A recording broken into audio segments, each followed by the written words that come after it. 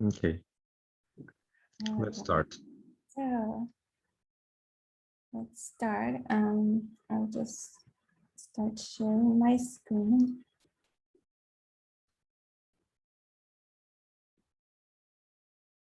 Can you see my screen?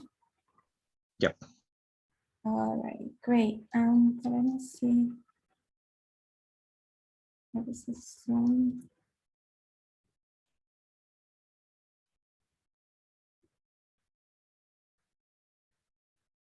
Okay, I'm just doing the full screen. Do you see it? All right. Cool, so let's get started. Yeah, I have some slides from PyTorch Developer Conference. You might have seen some of it. So yeah, so I'm a research scientist at Facebook. I work on model interpretability. Already 2.5 years. Yeah, time flies. So thank you very much for having me. And yeah, so during this presentation, we'll discuss different works about model interpretability, and then feel free to interrupt me and ask any questions that you have. And then we'll also have short breaks, and then I'll ask you if you have any questions. Cool. So yeah, I'll start with brief introduction about interpretability and explainability, just in case you don't know. We'll get a little bit familiar with the terminology, and then we'll talk about what does it mean to explain black box models versus building inherently interpretable models. I'll talk about 2 different types of attribution algorithms that help us to interpret our models or explain them. And we'll have a short recap at the end. So yeah, so interpretability versus explainability. So when you go to conferences and read different papers, you see that sometimes people call it interpretability, sometimes explainability, and sometimes people use these 2 terms interchangeably. And the line between these 2 concepts, it's really blurry. But I found an interesting definition in one of the papers that was stating that explainability seeks answers to why questions. It says, for example, if our model made a decision, I want to know why the model made this decision, the output, without looking into the internals of the model. And interpretability describes our model internals in human understandable terms. So it looks deeper into the model's internals and tries to explain on a deeper level how the layers are structured and how this potentially led to an outcome that we have. But in this presentation, I'll use these 2 terms interchangeably sometimes. So let's say it's, you know, these 2 terms are interchangeable terms, and they are they help us to understand our models better. So yeah, so here I have a black box model. It's a deep learning model, and we assume that we are given an input X. So we have our input X features that are the inputs of our black box model. And then we get the output Y hat. The Y hat is output prediction. Let's say it's a prediction score. It could be a probability or a logit. And then we have Y star, the ground truth label. And what we usually do is we compare our Y hat with Y star and see if they are in agreement or not. And we have different metrics such as accuracy, recall, precision, etc., that we can evaluate or estimate. And that tells us a little bit how our model does. But the question is this sufficient? Is this accuracy on evaluation metric is sufficient? Because this Y score is just a scalar, it doesn't tell us much about how our model made the decisions. let's say we got a false positive and we want to fix that false positive. That specific case is very critical. So we don't know much about the internals of a model. And that's why, so besides having that evaluation metric, we also have, we also look into the interpretation of a model. So we try to interpret how this output is associated with our input and how this output is related to the internals of our model. And the human usually can look into that and then in the evaluation metric, and based on that, better understand how the model made the prediction. So, so the methods of model interpretability, this paper is highly cited paper, and this paper proposes 5 different, it's called desiderata of interpretability, which is like desired things for interpretability that we want. And there are 5 different axes, 5 different things that we want. One is trust. Trust is like, how can I trust the model, right? We want to build metrics that help us to trust our models better. And obviously that has to be more than just accuracy and precision.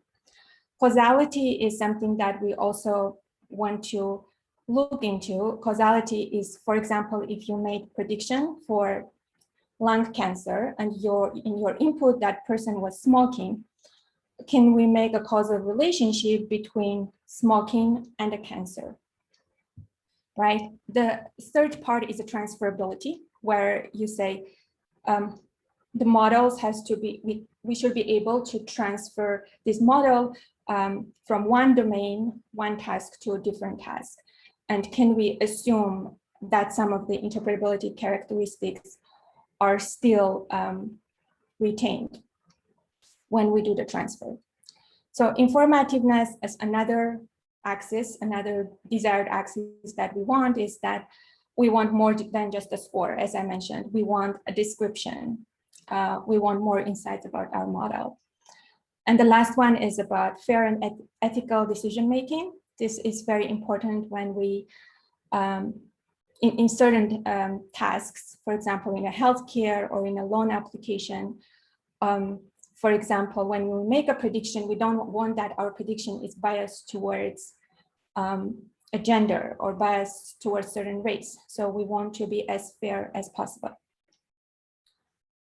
Cool. So yeah, so now let's talk a little bit about how do we reach that goal? So how do we try to make our models more interpretable? So one way to make the models more interpretable is actually build them in like interpretable way so that it's inherently interpretable. And the other way is I have a black box and I want to try to interpret this black box. So, okay. So explaining black box models, it's also called ad hoc interpretability. It's when you're given a model, you're not changing it, you're not retraining it.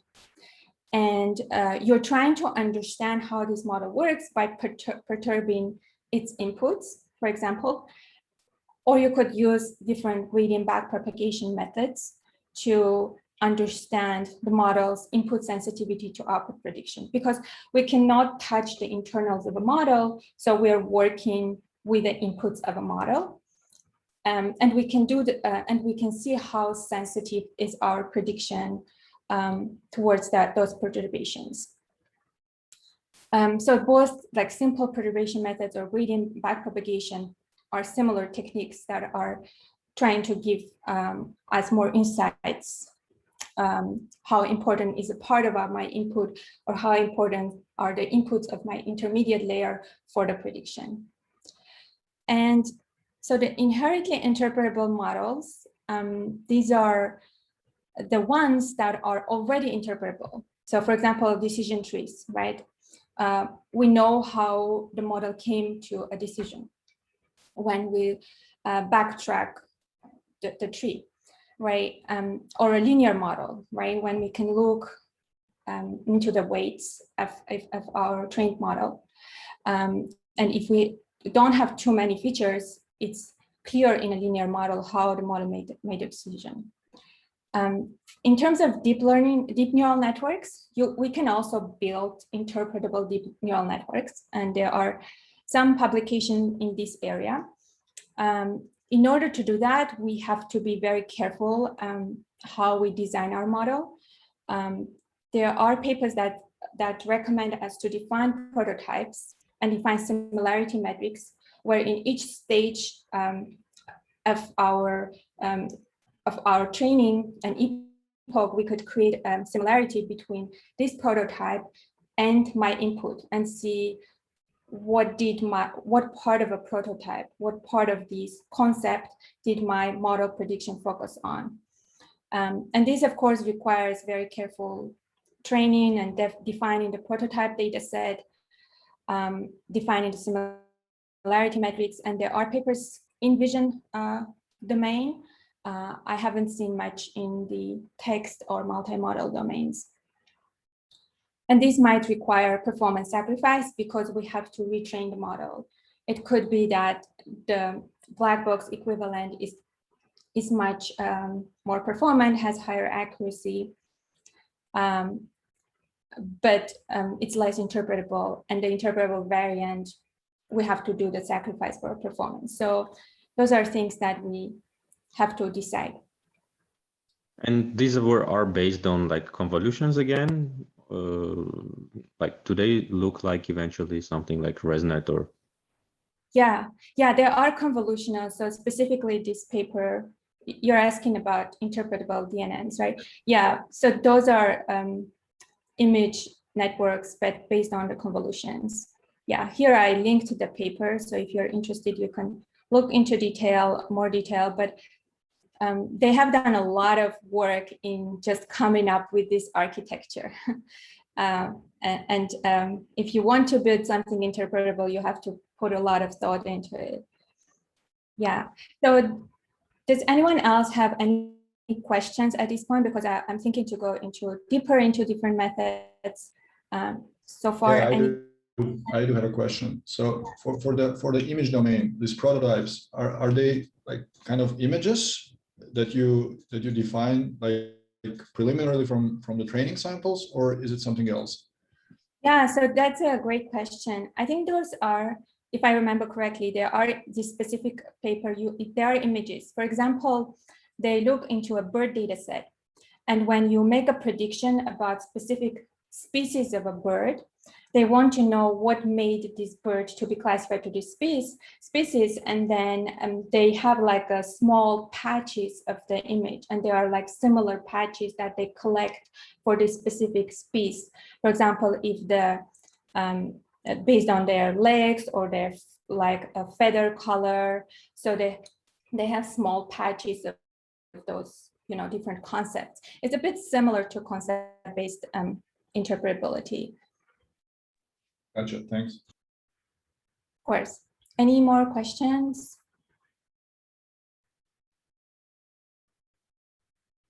Okay, great. Then I'll continue.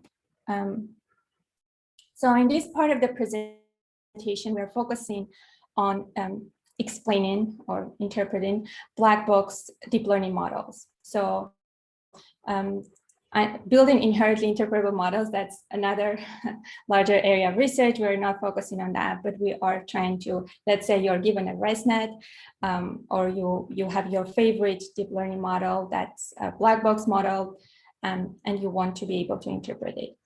And for that, so I'll talk about two kinds of methods, gradient and perturbation-based attribution methods. And attribution means, so the word attribute means you attribute to something, right? When you get your output prediction, you want to attribute it to the inputs of your model, let's say. You want to know what's the reason, what part of my input was responsible for this output prediction, or what part of my layer neurons are responsible for this output prediction.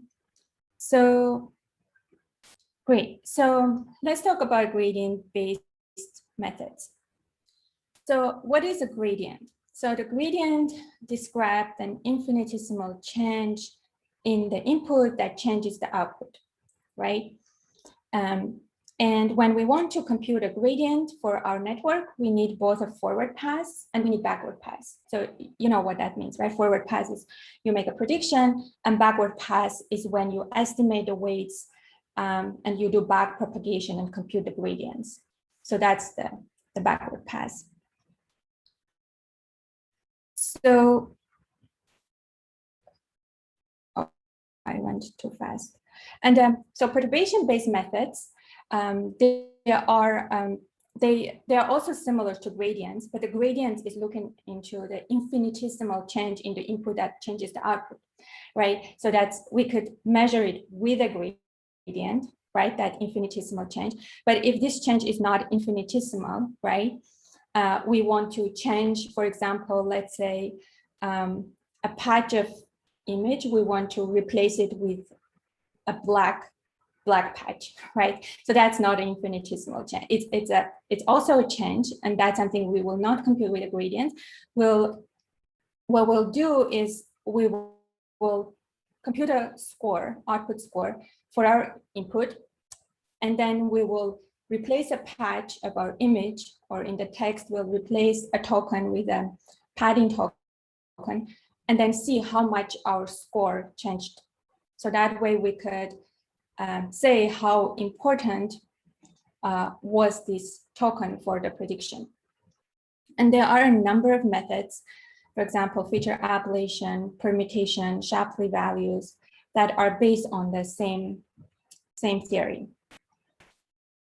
So now let's talk about gradient-based methods. So one of the simplistic methods for gradient is saliency. So by saliency is the actual the gradient. So in this case, we have FC. F is our neural network function. C is the class that we choose in the output. X is our input. And we compute the gradient of our output of our function FCX for the specific class with respect to X. So phi CX is my feature importance, is my attribution score for each X, right, for a prediction C and in the output. Cool. So does this make sense?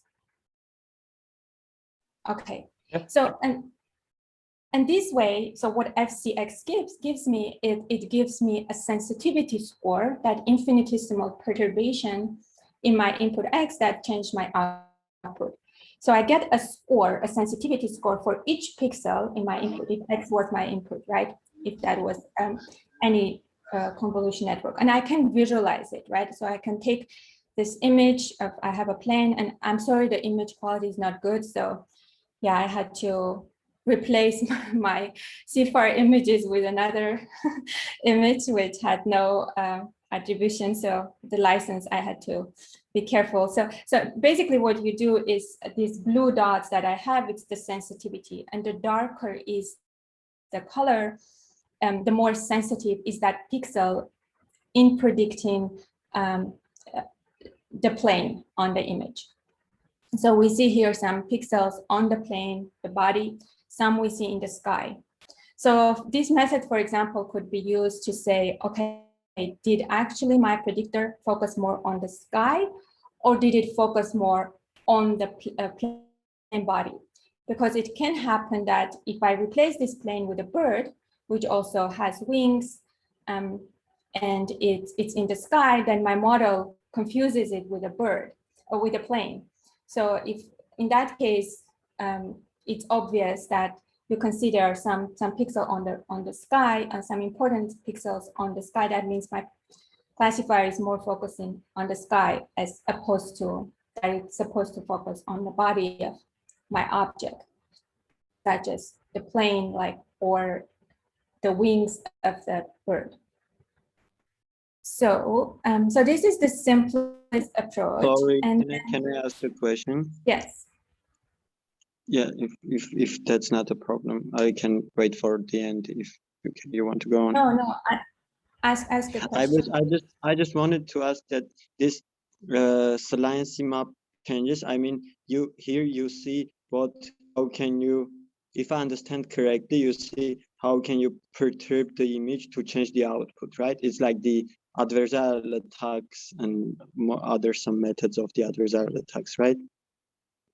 But not the, yeah, so like the change, if you change the plane to the bird, this method doesn't give any information on that change, right? It's just about small changes and specific pixels, not the actual objects in the image or stuff, not the high level stuff.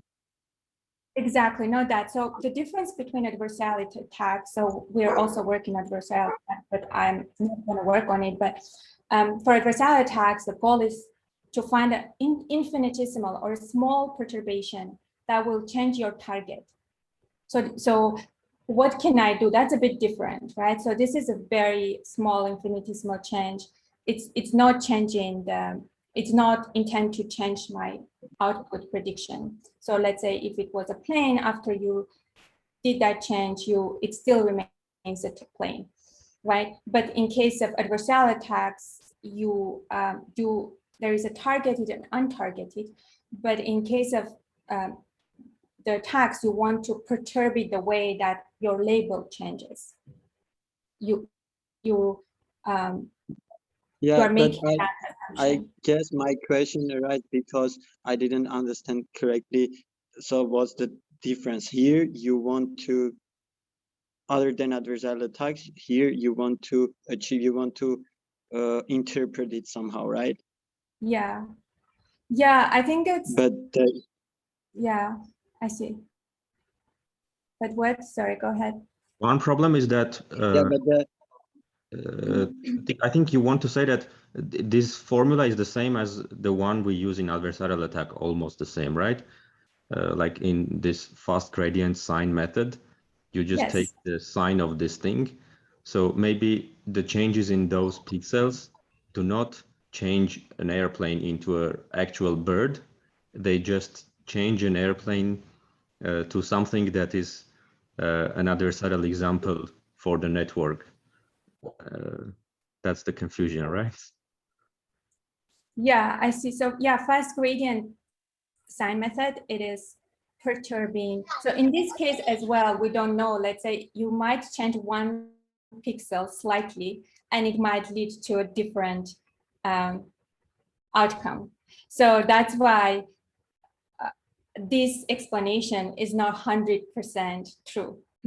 So that type of this type of perturbation could lead to some to a different output of your model, right? Could make your image could change a tiny bit, but it's so small that you assume that it's not changing. That's why this explanation is not like, you shouldn't rely on it like 100%. So it's a way of doing it. But in terms of fast gradient sign, it is a targeted. So it's more than a pixel, just a small pixel perturbation. Although for some cases, it might just one small perturbation for fast gradient sign might lead to, different target. That could happen as well.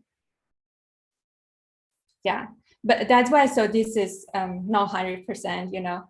It's a way of doing it, but of course, it could also, you might construct an adversarial example with just small, perturbation. Yeah, and also I'll talk about disadvantages of this method as well. One of the disadvantages is that gradients are noisy and very sensitive to functions input, right? So if your function is continuous, there's no guarantee that your gradient of that function would be continuous. So in some cases, you could get a discrete output. And although your input pixels are very close to each other, the gradients might be very far from each other. And that way, the output, the representation, the gradient itself, when you try to explain it with gradients, it's not very faithful to your inputs. So this is like a way to, a simple way, the simplest way to try to find the sensitivity of your output with respect to the input, but it's not the best way of doing it, of course. And it's very cheap. So to compute the saliency, it's very, very cheap. You just have to do a back probe and you'll get the score. And this also doesn't have to be image. You could do it for text, you could do it multimodal, you could do video, audio, whatever you want. So, and here is the paper that I linked. You can read more about it. So now how we can improve this method, the saliency method. How could we potentially make it more stable? Because there's a lot of noise, like as you saw, and the gradient explanations don't really make much sense. So one way to try to fix it is to try to, when we have our input X, we can sample n samples in the neighborhood our input X. So we basically don't take just our input, but we sample in the neighborhood with let's say given radius, and then and sample means like you add a Gaussian noise and add it to your input. Basically, you could have a sigma standard deviation, you add a noise. So you create a bunch of explanations for the input sampled in the neighborhood of X, and then you create after you have those explanations, you can average them. It's like compute the expected value, and that way you could get a bit more stable explanations. So this method is called smooth grad. There is also another method called bar grad, and it gives you more stable explanations. Like it focuses more on the areas that are more important. They get more pronounced, or more, you get kind of you get, if you get high picture importance score, sensitivity score for multiple pixels for many subsampled examples, then you are more certain that this is most probably important for my prediction. Yeah, so this is a smooth grad. So we just basically add this noise to remove the noise, basically trying to stabilize your gradients. I have a small question there. Sorry to Yeah. Yes. Maybe that's implementation details. So if they are and you don't remember, like just ignore me. Like how this standard deviation is usually chosen in this case. Yeah, it's a great question. So I think it depends on your application, and I think the smaller it is, the smaller it's going to be, the more similar are your inputs are going to be to each other. So I think if it's small, if you make a large, then you could, you could turn your image into something else. So you try to have like a sample in the neighborhood of your image. But I don't know about best practices. And the original paper that you can look into, it was only for image. But usually, like standard deviation, we choose small. Understood. Yeah. Thanks. Thank you. Yeah. Great. So, okay, some of the limitations of these methods is to choose the optimal number of n and the optimal standard deviation as well, as you noticed. And this can be computationally expensive if your n is very large, right? Because you have to compute explanation for each perturbed input, and the more you sample, the more stable will be your explanations, but the more expensive the computation will be. So another method that is very popular in this field is integrated gradients. So what does integrated gradient do? So integrated gradients integrates the gradients along the path from baseline to input. So I'll explain you what does it mean. So, okay, let me just move this a bit here. Okay, yeah, so what is my baseline? So my baseline is usually it's an uninformative input, right? For example, if I take a black image or if I take a white image, I cannot recognize anything there, right? And then if I have my plane and I compare my plane with my black image, as a human, right, when we compare them, we could recognize that there is some object on this image, so we could recognize the plane. And we can say, oh, this is the difference, right? So the difference between my black image and my plain blue image, the plane on the blue sky, is that the object that we recognize, and there is of course the background. As a baseline, you could also choose just a background, let's say plane in the sky. You could have just the sky as a baseline, and then you compare this with that image, compare with each other and see what's the difference between them. So what integrated gradients does, so there is this path, this straight line. So there are other paths between x0 and x, but we take the shortest path between x0 and x. And what we do is we compute the gradients. It's very similar to saliency for each point on this line between x0 and x, right?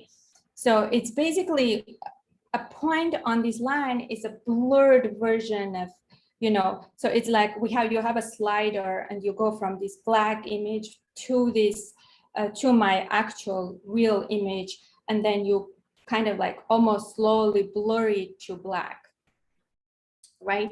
And you want to know, and you compute a sensitivity for each that blurred image. And then you integrate it, and integrate, basically you compute the surface under the curve. And to do that, you would use, for example, Riemann sum, Gauss-Lagrange, or any other methods.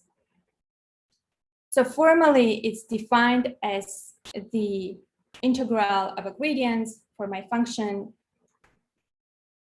with respect to the output. And then this gives you the sensitivity, and at the end, they multiply it with input minus baseline, the multiplier to scale it, this sensitivity score, to scale it for your image representation. Okay, so do you guys have questions here? Is it clear how this method works? I know, but how are the baseline chosen? How is the baseline chosen? Yeah, that's a great question. It's an open research topic, and it's a very good question. For image, you can choose black or white image is standard, but sometimes you could imagine like blurring the image, just using as a baseline. I think it depends on your task. So sometimes they would also recommend using different baselines and then averaging across different baselines. Yeah, so that's a very. But if I have two choices of baselines, how do I compare them? Which one gives me better explanations? Is there any objective way of doing that? Yeah, that's a good question. So I think it depends. I don't know, like a very objective way, but if you, for example, you want to know if something is like, if you take the same image, right? So then your attribution, if your baseline and your input are the same, then you'll get like zero attribution, right? It would be the same. And then you could choose the baseline the way depending on what you want to explain the best. So you could make the part that you want to explain the best to be replace it with something else, and the rest you leave the same.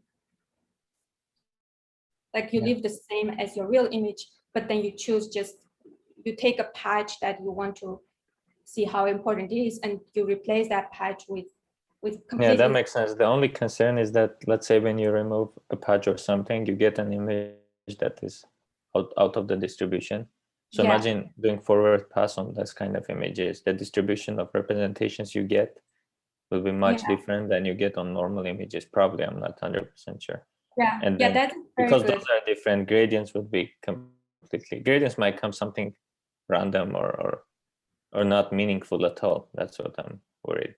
If your baseline is not an image from the same distribution, there's kind of no guarantee that the gradient will be a meaningful thing. Yeah, that's a very good question. And that's one of the disadvantages, some of the challenges of this method, that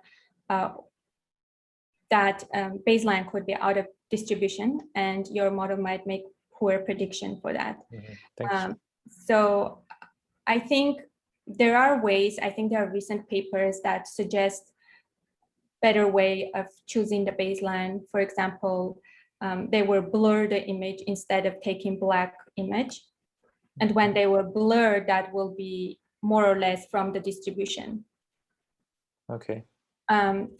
Yeah, so I would recommend searching more for those papers, but I don't know, a good way of choosing it. Makes sense. No, the approach makes sense. I'm just kind of nitpicking. Yeah.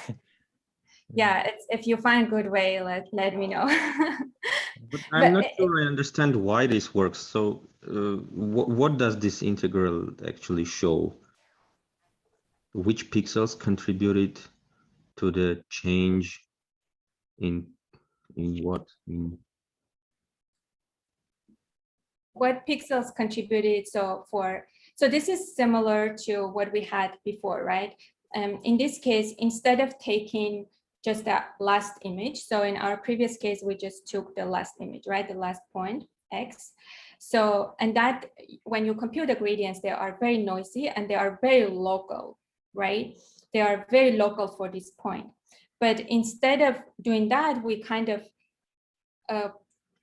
look into, for example, if you blur a little bit that image and also compute a gradient, and then you sum that up. So what the integral does, it just sums these gradients, right? Instead of computing local gradient, it sums along that line. And this is something that has been adopted, and it has very interesting properties when you do something like that, and we will talk about it later. But it basically, instead of doing computing local integral, it computes along the line by blurring and seeing like how much does it change when you go from a black image or baseline to your real image. Okay. Interesting. Yeah. Thanks.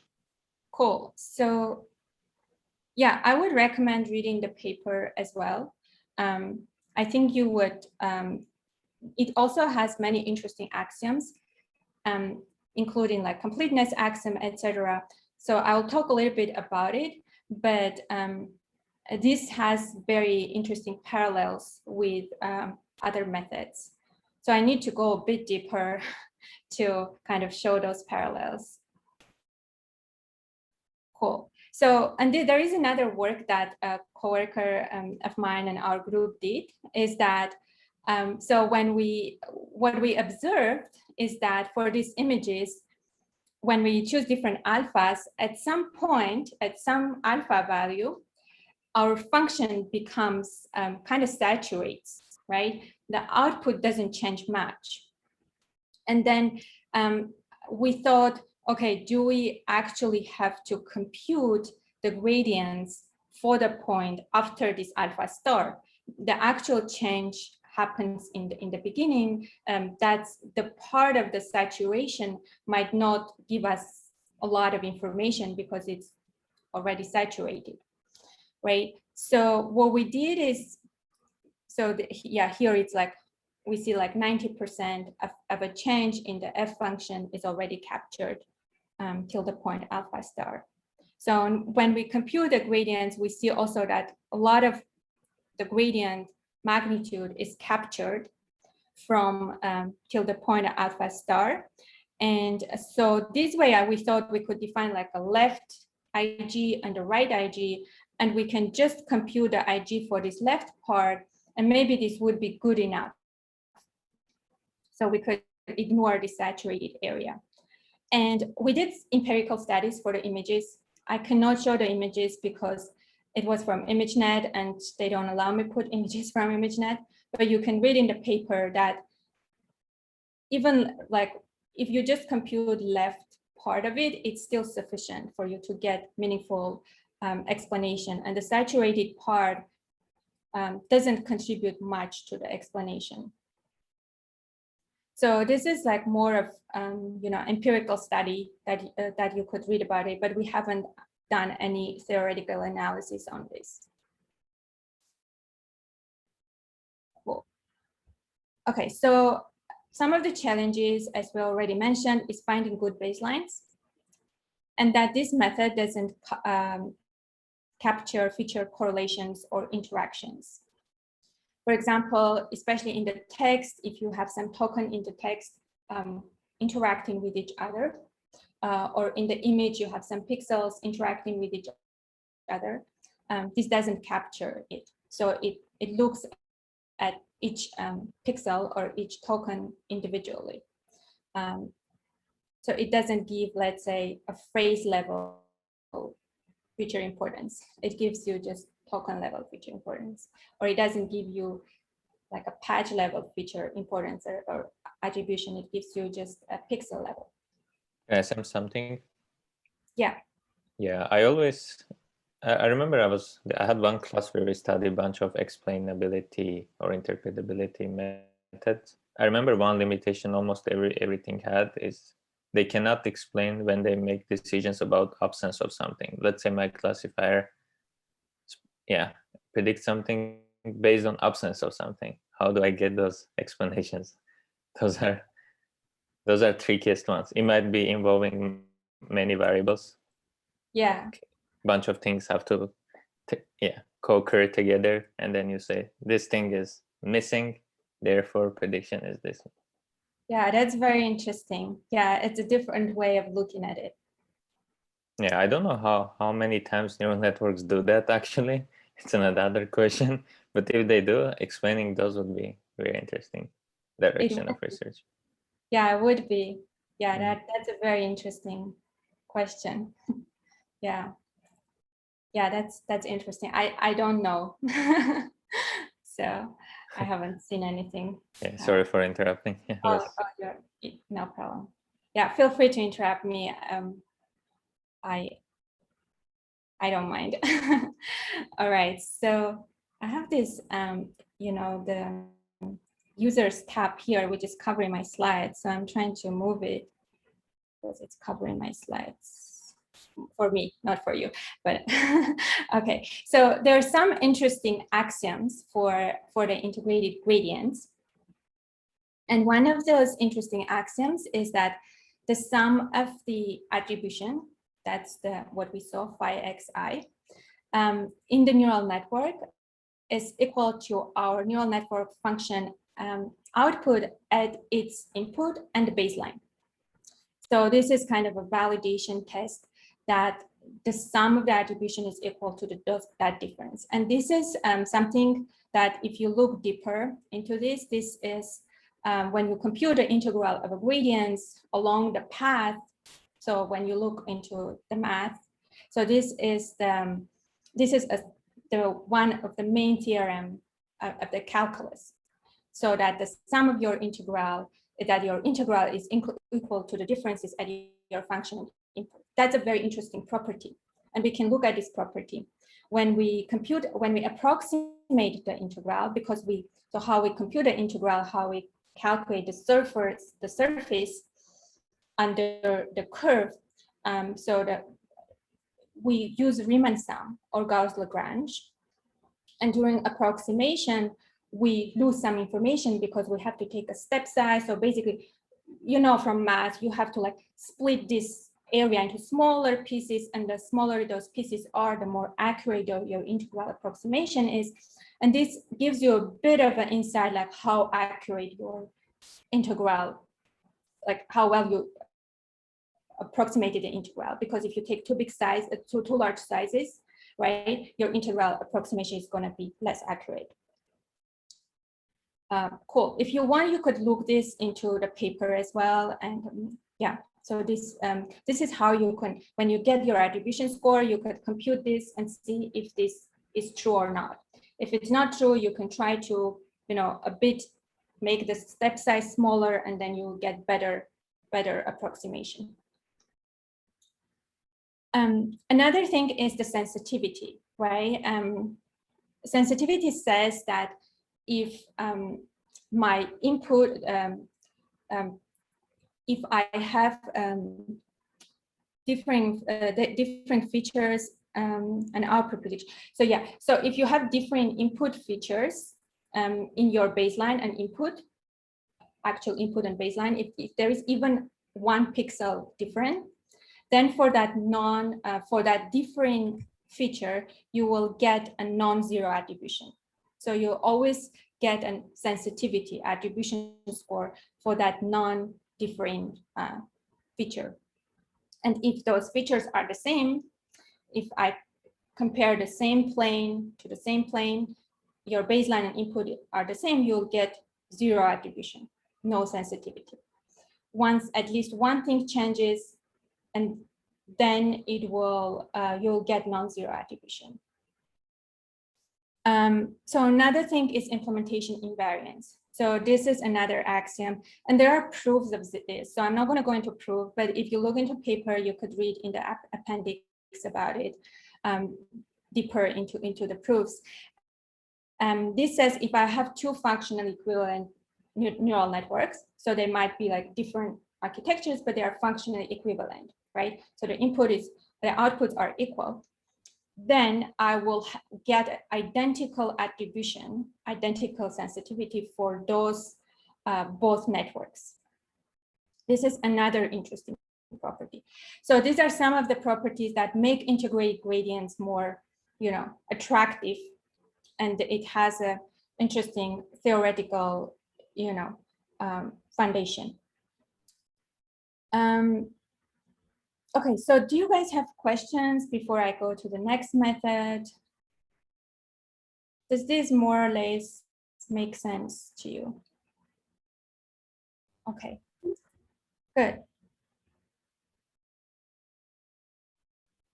Okay, so there are, besides the integrated gradients and silencing methods, there are a lot of gradient-based methods. So gradient-based methods with modified backpropagation. So what modified backpropagation does is that, as you remember in the silencing case, we would just compute the gradients, right, of output with respect to input. But these methods, what they do, they modify the weights internally, the way that you get more meaningful sensitivity or more meaningful attribution. For example, I will show you one of the methods. For example, this method, it's a deconvolution method. It's used for images, and it says if I have a ReLU, the last layer, when I do backpropagation, I don't want to pass negative scores, because I'm just going to pass zeros, because I want only the positive attribution, because this describes more my prediction is more focused on the contours, or the negative parts doesn't give me much more information. I want to focus only on the positive part, the positive score that gets backpropagated. This gives me much more meaningful score if I just replace all the negative values with a 0. So these are like, there are a bunch of such methods which during backpropagation, they are scaling your weight matrices, and they are trying to get more meaningful attribution instead of just using the actual weight matrices. So you could read more about it in the papers. I don't want to go deeper. So for example, for the deep lift, it also has a baseline, and it re-estimates the scores during backpropagation by comparing it with the baseline. So this is like similar to integrated gradients, but this does during back propagation, it re-estimates the weights based on those differences. So yeah, you could look into those different methods, but these methods this works for images only, and you have to have a ReLU. And there is also some people show that these methods aren't very reliable. So I wouldn't, it's good toolbox to have, but it's not the best methods to have this deconvolution. Do you guys have questions? Actually, I wanted to ask something, but I guess it's more general and not specifically to these methods related. I just wanted to ask, what's the main numerical objective these methods are evaluated upon? Are there baselines, or are there, I don't know, whatever? How do you know which ones works better? Yeah, that's a great question. I have a section on evaluation. We'll talk about it, but it's so one way is just the visual, right? So when you look visually at explanation, and it's kind of like a confirmation bias. When you look and say, oh, I was thinking that, this part of the image must have been contributing to my prediction, you kind of look at it and you get like this, it's confirmation bias, right? But it's not very objective because it's visual and our brain is very focused, and if it sees what it wants to see, and then it's happy, right? But for the evaluation, there are some quantitative metrics, but they are not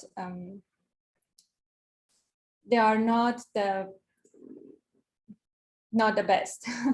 So there is no like good way to evaluate this.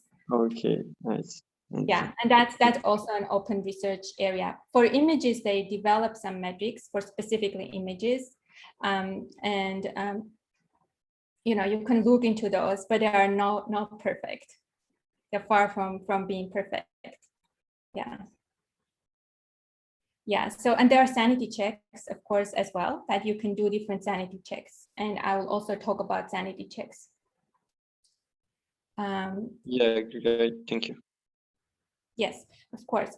Yeah, so as I mentioned, here I mentioned one of the papers, it's saying when explanations lie, it's from last year, and it's showing that most of these methods that I showed, except deep lift, they aren't very trustworthy.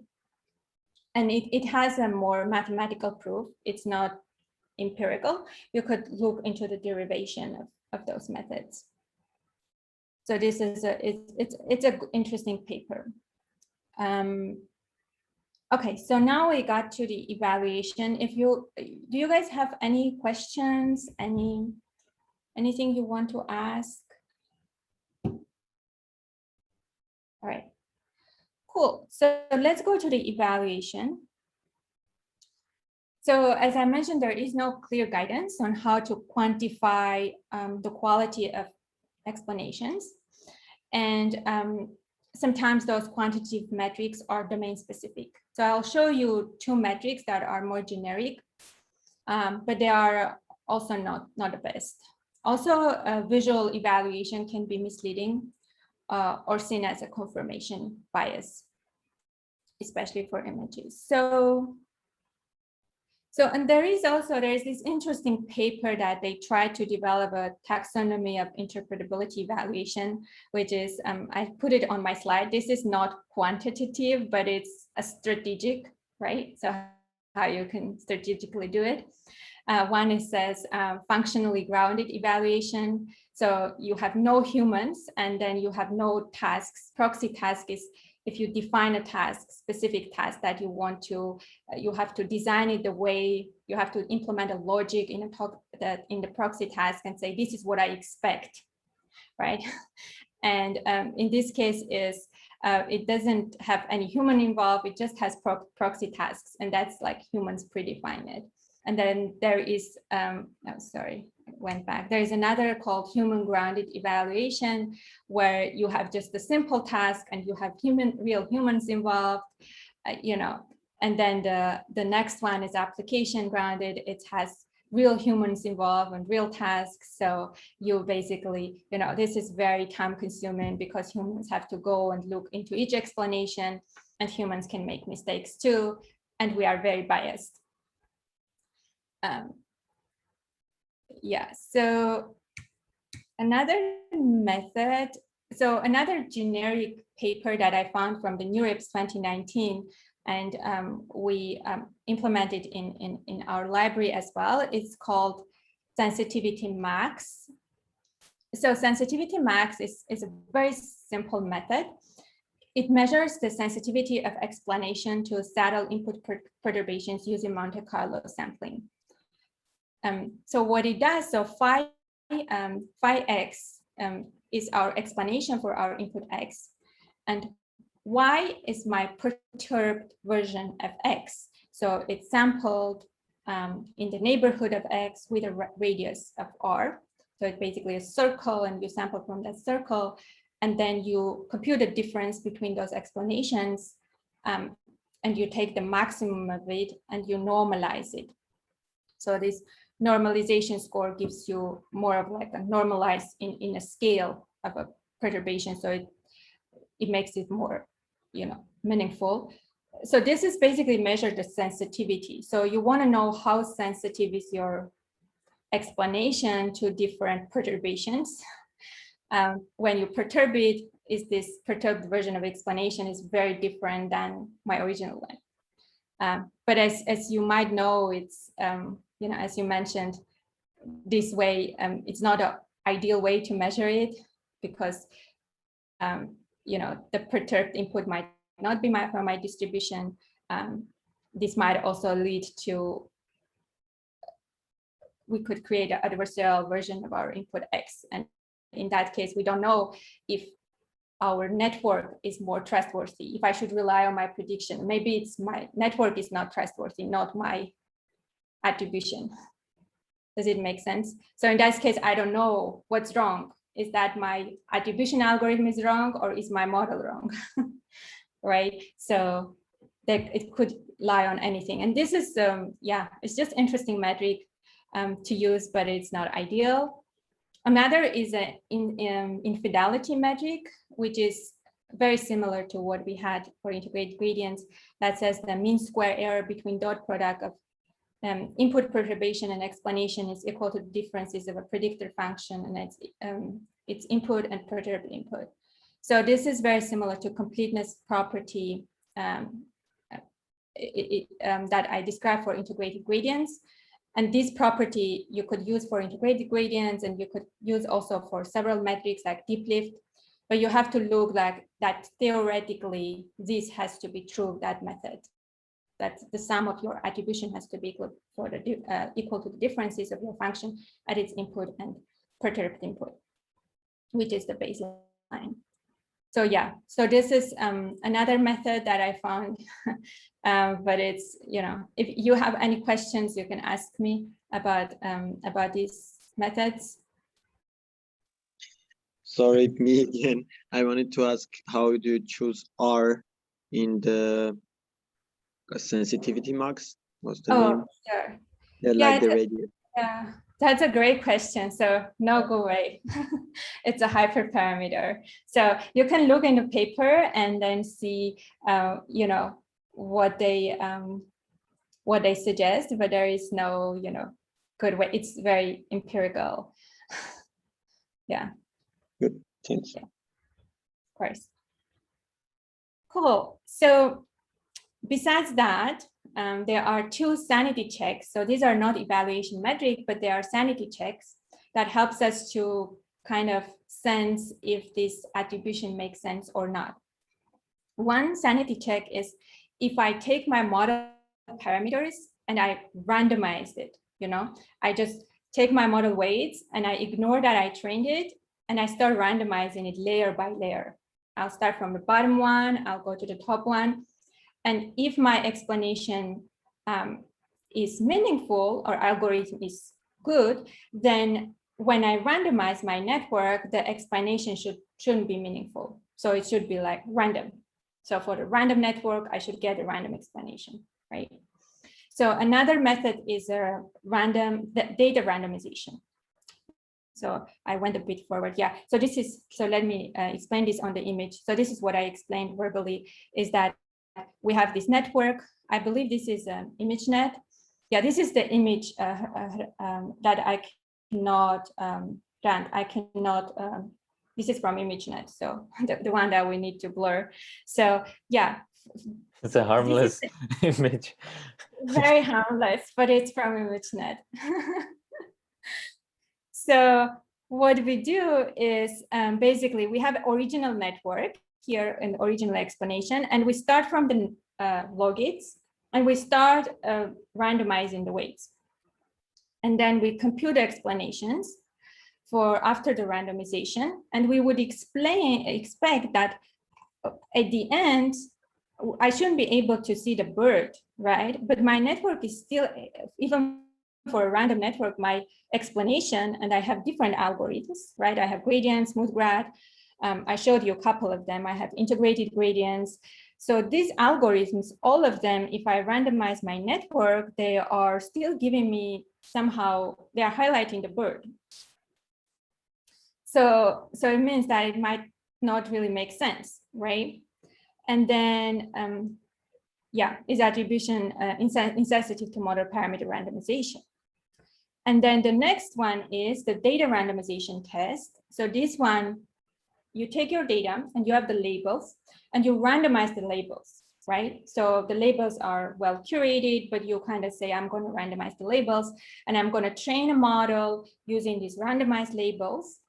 And when I try to explain my input prediction for this randomized network, I would expect that explanations are meaningless, right? So my network shouldn't give me a meaningful, I shouldn't get a meaningful explanation. And they did it for MNIST. So as you see here, the 0, MNIST has from 0 to 9, the digits. So for the 0, and then here you see that some of the methods like gradients give you random. But some of these methods, they still, even after randomization, they highlight this, the 0, right? And this is very surprising. And the question is, do this gradient-based attribution method make sense at all, right? So, and that's what I did in my next paper. So we published it it was a workshop paper at IClear. So what I did is I looked into the equations, and when you look at the equations, most of them, I have an integrated gradient equation. We multiply input minus baseline, my input with sensitivity, right? So the question is that the reason that we might see the contours on the image, right? We still see like a bird contour. It might be because we're multiplying it we're scaling it, right? And this input minus baseline, when we multiply with the input, the input already has these contours, but basically it's coming from here. It's not coming from the integral part, right? So what happened, so I basically removed this. So for integrated gradients and some of the methods, and then I just took the integral part. And then I computed the explanation. So the original one I called global, so that multiplies with input minus baseline, and the local one I didn't. So I just basically didn't multiply it. And then it's the same bird and it's same network. And you see that in this case, indeed the reason because the bird was highlighted, it wasn't because the integral approximation or the core algorithm itself, it's because we are multiplying with input or input minus baseline.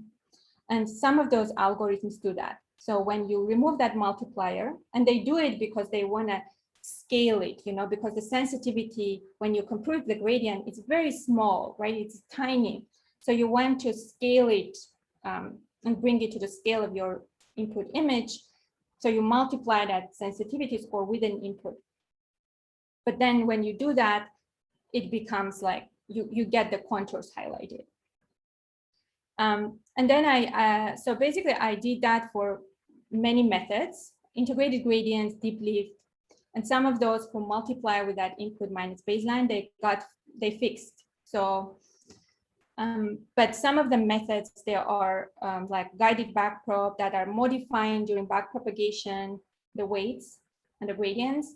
Those methods did not work. But integrated gradients is giving you meaningful scores. Also, I computed infidelity and sensitivity score. And if you see sensitivity doesn't change much, but the infidelity increases a lot, right?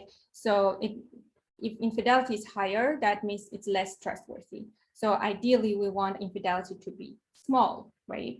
We want it to be more fidel. And yeah, so it increases a lot.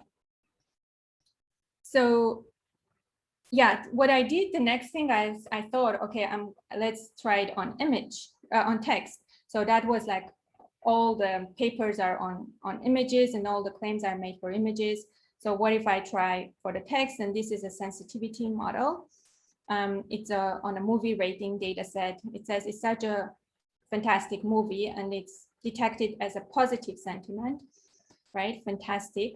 And I did both the global and the local variant. So global is the one that we still multiply with input, and the local, just I remove the multiplier. And we see that here, like when we start randomizing the layers, it's a BERT model, so classifies the logits. My attribution changes drastically.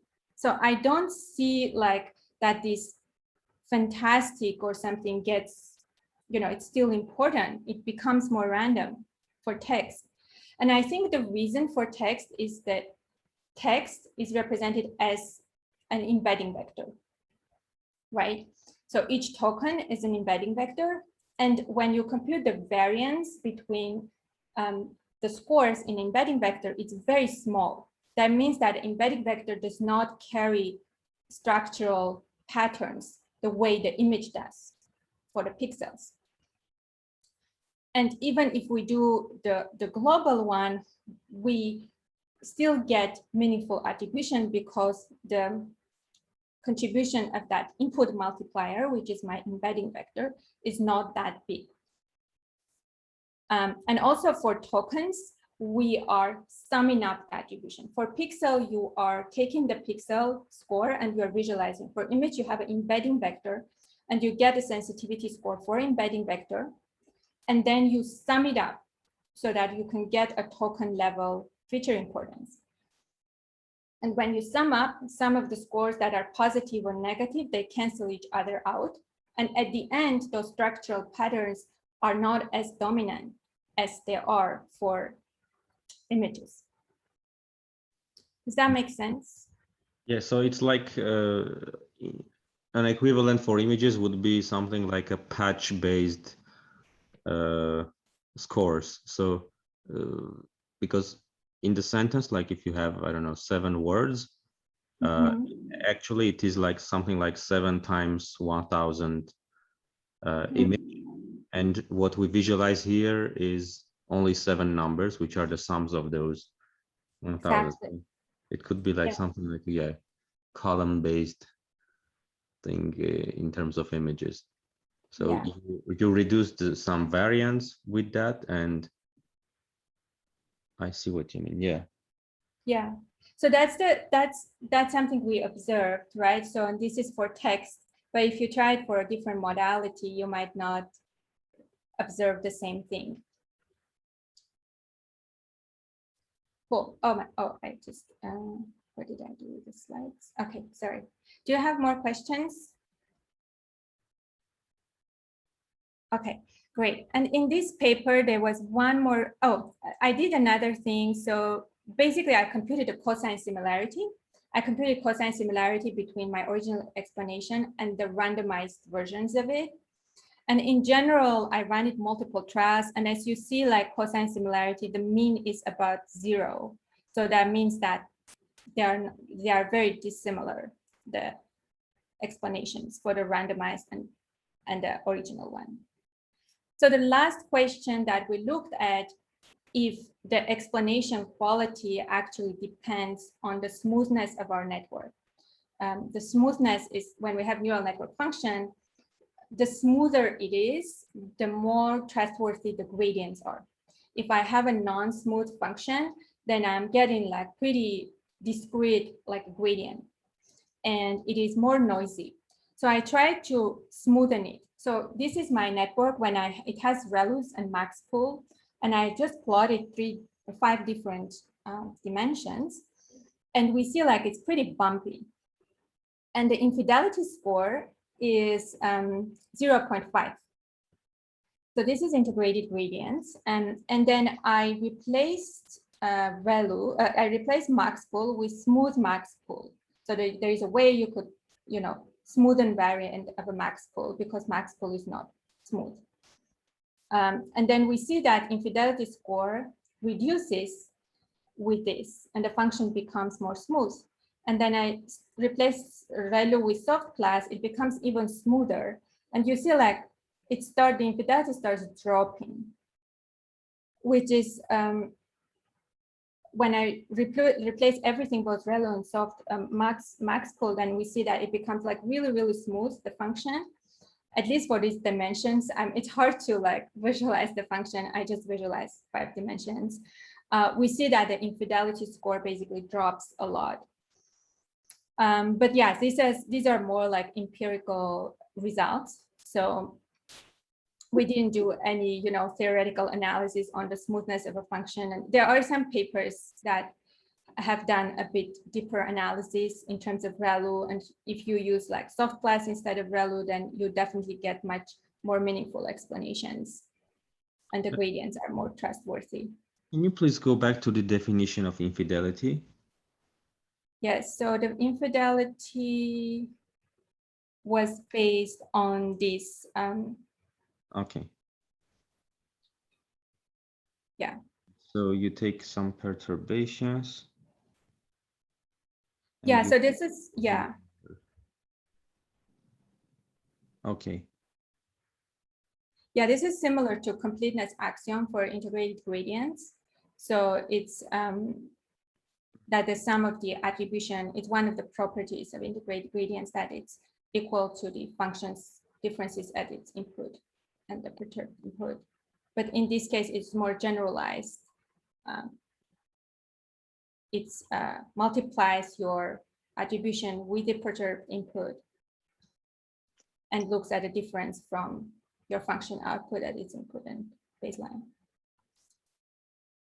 Yeah, so yeah, I think these metrics, are not most trustworthy, and as you see, there is a lot of room to improve it. And these are just some interesting things, but there is still a lot of work to be done. Yeah, and I think this is all I had for gradient-based methods. Do you guys have other questions?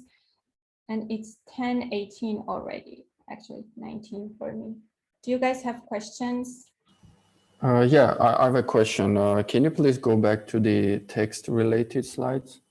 This one? Yeah, this one. Yeah, so as you have mentioned, like token doesn't contain a structural information, right?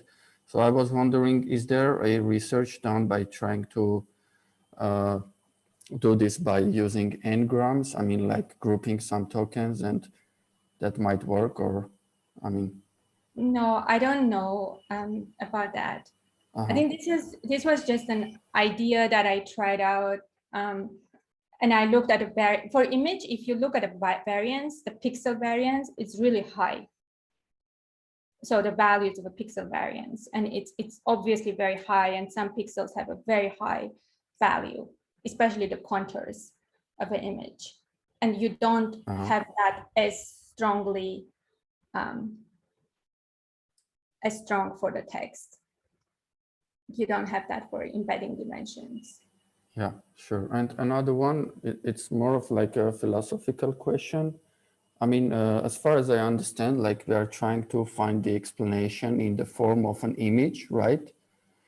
So I was wondering, maybe we can try to find the explanation of it like in another form, like maybe in the form of a text. I don't know. And are you familiar with some research on that direction? Yeah, it's you mean something like generate text.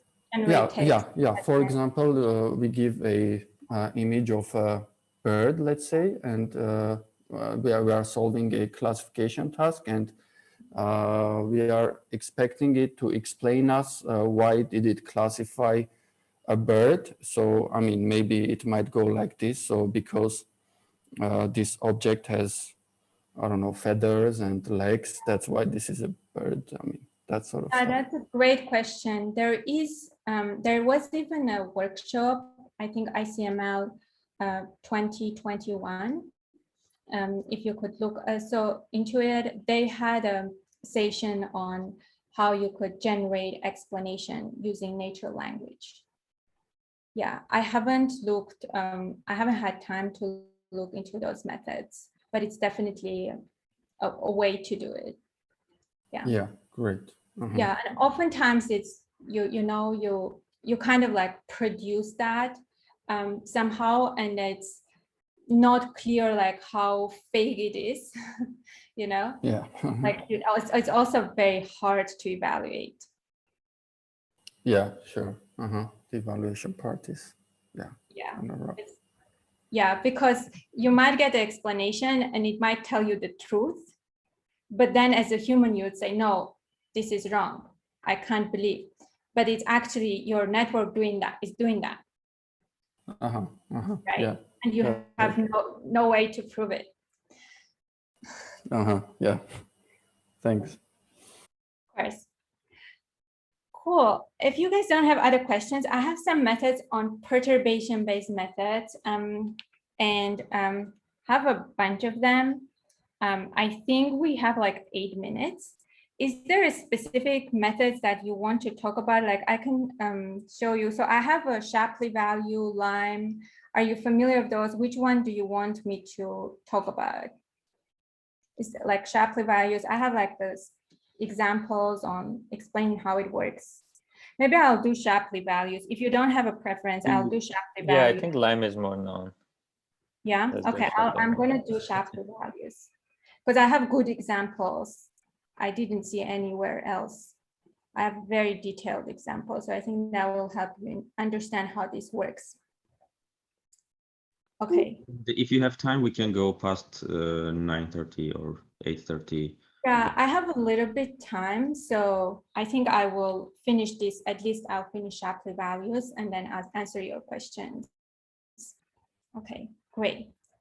Awesome. So Shapley values is a very old method.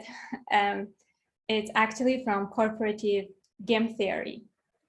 And they used it during the games, and they wanted to know what's the payoff for each player. For example, if you have, let's say, a payout for each player. For example, if you have $20 and you want to distribute this $20 between 3 different players, Alice, Bob, and Mary. So depending on how much each of those contributes, let's say Mary did great job, better than Bob. So you want to give more Mary, right? Because it's fair. So if Alice didn't contribute much to the game, then you want to give her less. And this is basically, it measures the marginal contributions of each player. So you imagine each feature is a player, right? So it computes the expected marginal contribution of each feature of each player for a given prediction, right? So you assume that each prediction is a game and your features are the players. And you have like $20 or we have some amount, X amount, and we want to share it between different players. Okay, so how do we do that? So to explain how this works, I have a very basic example, because I think if I show you the equations, it might not be clear. And then at the end, I'll show you equations and then you'll understand how it works. So let's say we have a classifier that predicts the price of a house in San Francisco based on 3 features: the number of rooms and the location. So the age, you would say, let's say we have an example where it's a 40-year-old house, has 3 rooms, and it's in downtown San Francisco, and it costs $500,000, right? That's what the price that our predictor predicts, right? Could assume it's, you can assume this is more a complex model, but I just want to show you in a simple example. Okay, so the f is my function. It takes all those 3 features and produces $500,000. And we want to know what are the contributions of each feature for this prediction. To do that, I'll assign feature IDs to make our life easy. So I'll give 0 ID to age, number of room 1, location 2. And what I'll do is I will look into different permutations of those features. So imagine that these features are players and they enter our game, right? So what are the possible ways that these features can enter the game? So first, the 0 feature can enter the game, and then the first feature enters, and then second feature.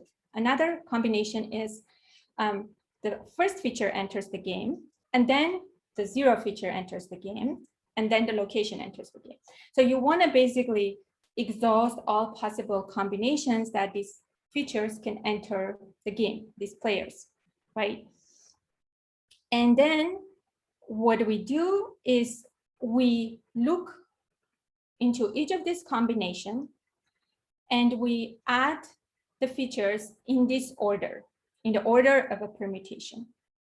So we start with a 0, like your input has all empty features, right? You could assume you can just use as empty black image. You could just, in this case, you could just come up with an equivalent to an empty to a feature and use that value, and you get an output. And then according to this permutation, the age enters, right? You put age, and then you compute your function output. Then the number of rooms enter, you add it, you compute the output. And then the last one enters, you compute the output. So for this coalition, for this permutation, I want to know the contributions, right?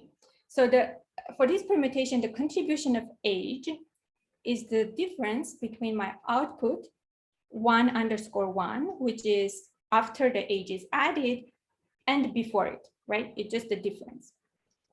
And I do the same for the number of rooms.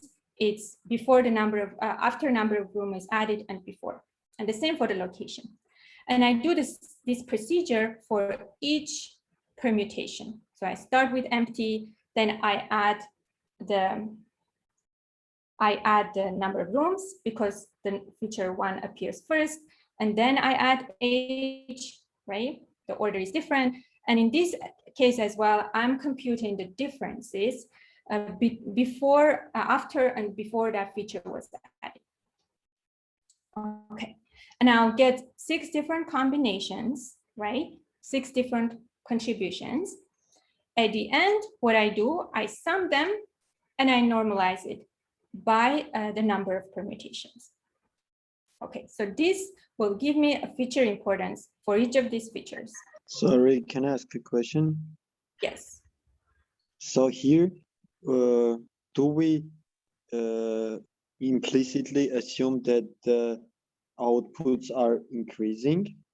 Because I mean, if the outputs are increasing, that's okay. But if, for example, the output 1 is, I don't know, a very big, like a billions or something, but out 0 and out 2 make sense, that would make that would give age like abnormal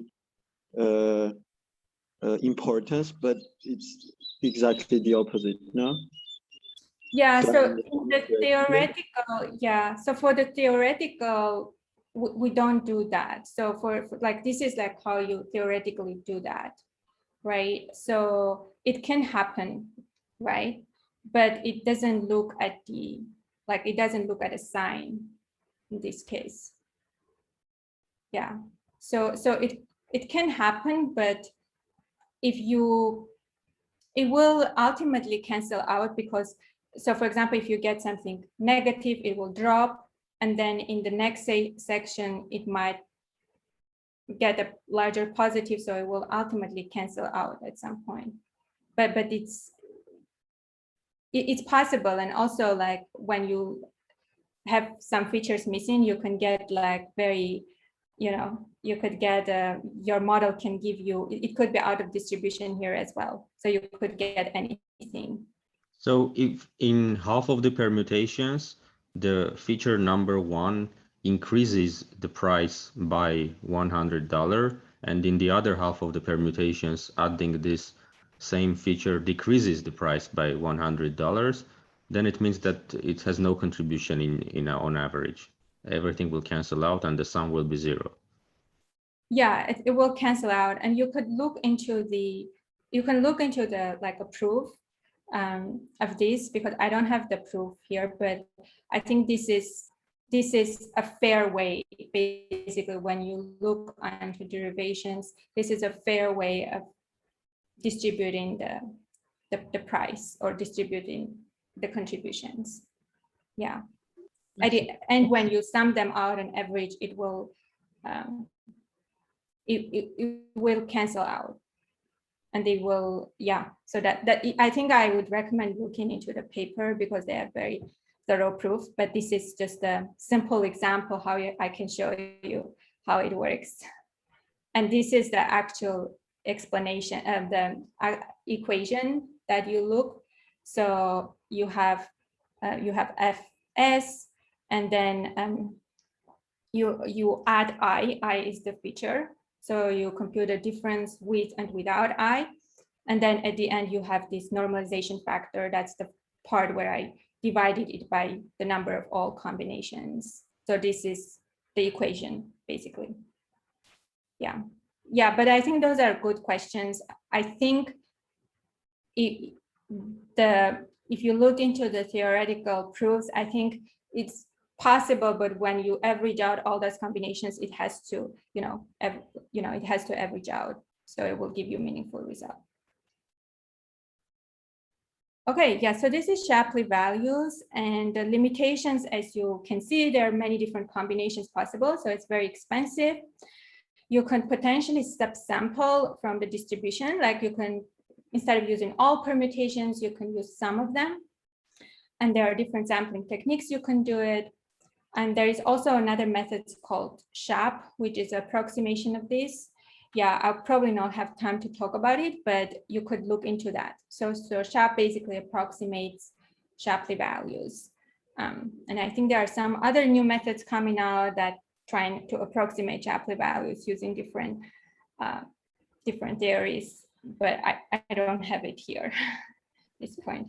Do you guys have other questions? Do this Oh, yeah. do this Shapley value based metrics pass those tests that you mentioned before, like this randomization tests, or did anyone measure?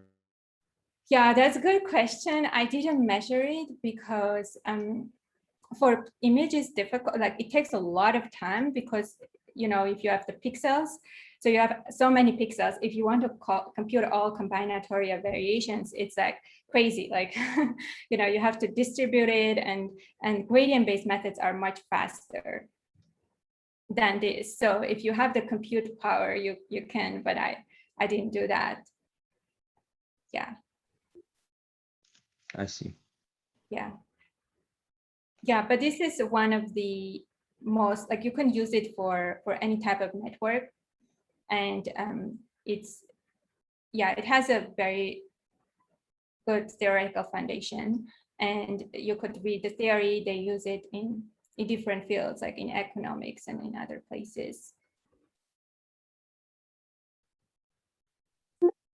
Yeah. Do you guys have other questions? I have one maybe general question about this direction of research.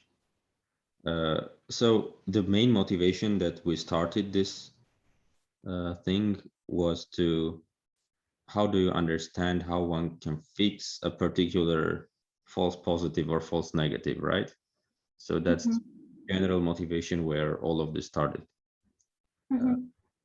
but I don't see how all these methods actually get to that point. So even if I know what pixels attributed to or contributed to the decision, what should I do to fix this false positive? Like, is it actionable, or do you know how to proceed there?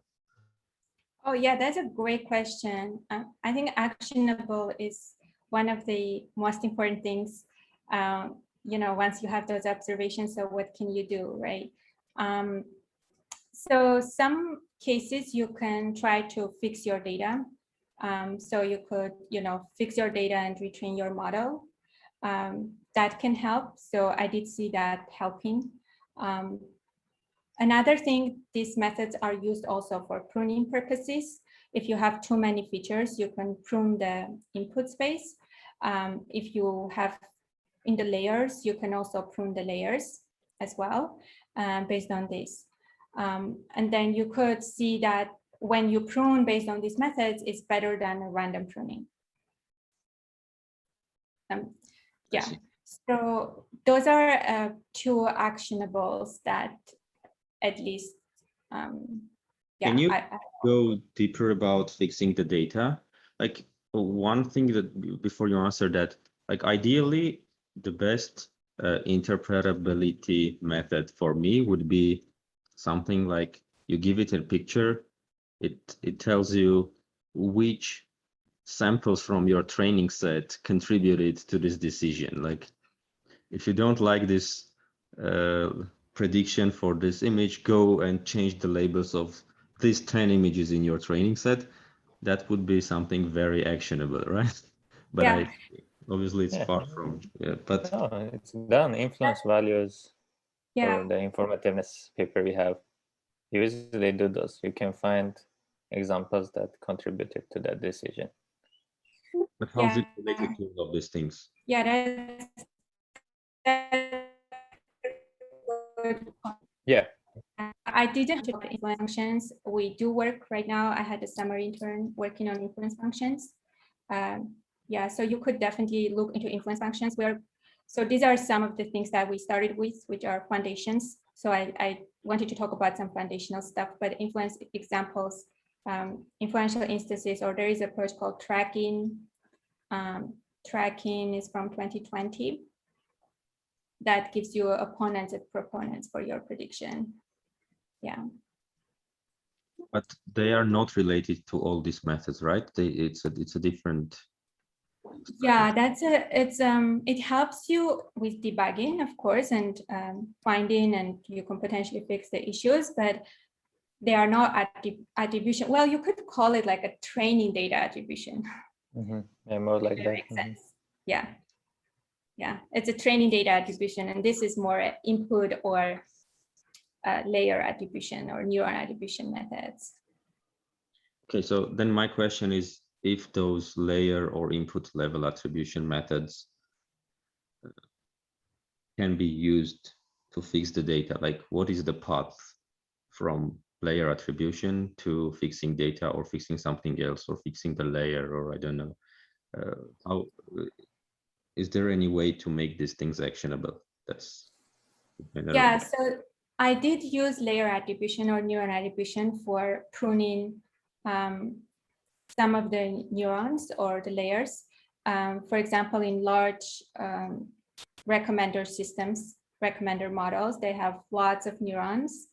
And then you could run it across a large data set for a specific class, and then you find out that some neurons do not contribute at all, right? So they consistently, have very small marginal contribution or do not contribute at all. So you could turn them off, right? And you do it across the data set, right? Sample base, it gives you sample, but then you have to do, you can run the same on multiple examples. For example, integrated gradients is really fast. So you could run it on like larger data set. And we have it at tutorials on Captain website. If you're curious, you can look into it. Yeah.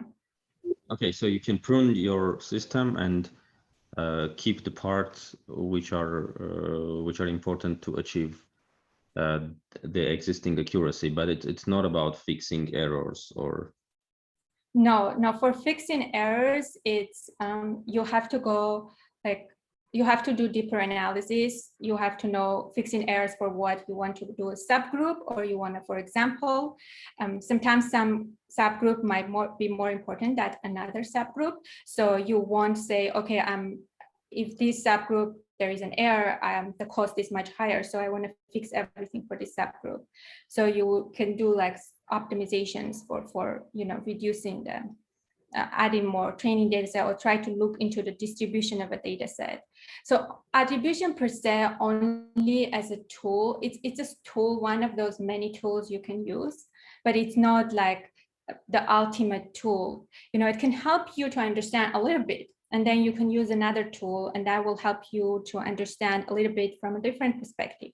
And at the end, you will have to think about it, how I should fix this problem using these different techniques.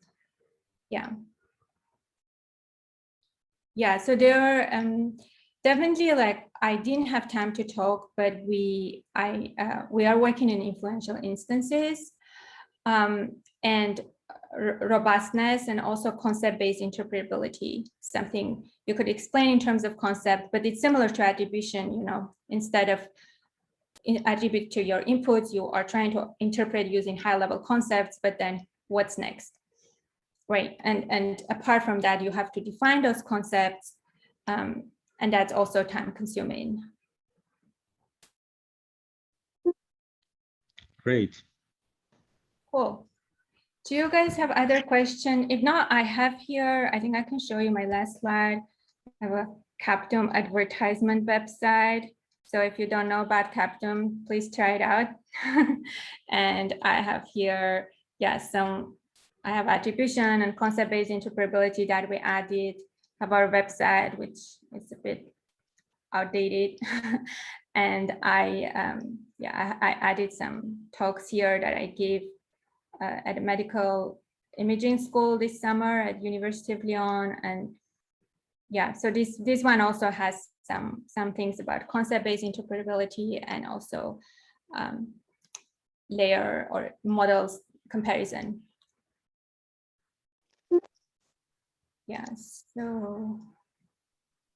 So this is all, and let me know if you have other questions, if I can help with anything. I hope this was useful, and I feel like you guys didn't know some of things, so it's great. It was definitely. Thank you. I thought you might already know about it, and it might be a bit boring, so. I think we didn't do many interpretability presentations here, right? And we didn't do. Definitely, thank you for this, and probably at some point we will ask you to tell more about this influential example. That's also very interesting, and kind of even more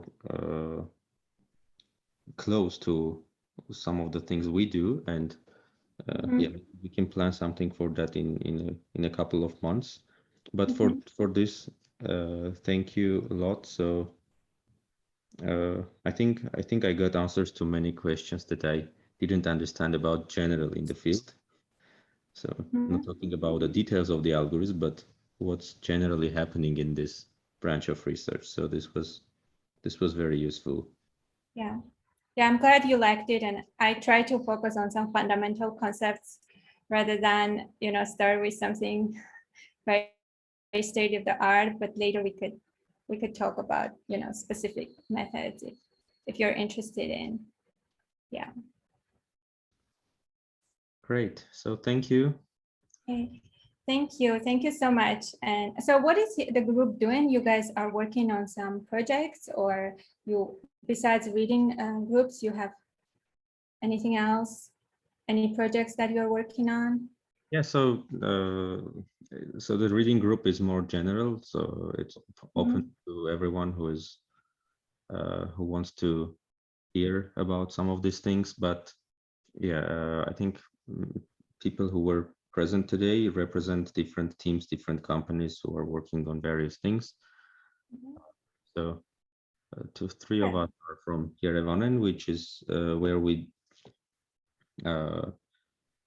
work on, I don't know, a couple of projects related to NLP. Like Hovannes was asking about NLP things because he's involved in those things, multilingual stuff and cross-lingual transfer and things like that. Tigran and I work on domain generalization. We're trying to understand why algorithms do not work there.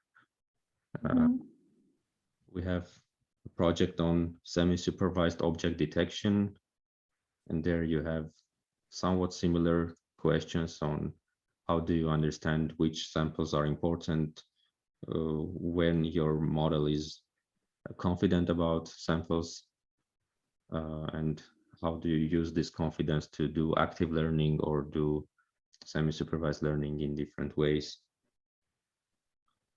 So yeah, we do not work on interpretability itself, but we get to these topics from various places, various directions, and this is quite useful. Good. I'm glad it was useful. Yeah, and yeah, stay in touch, and thank you very much for inviting me. And have a wonderful weekend. Thank you. Thank you so much. You too. Thank you. Bye.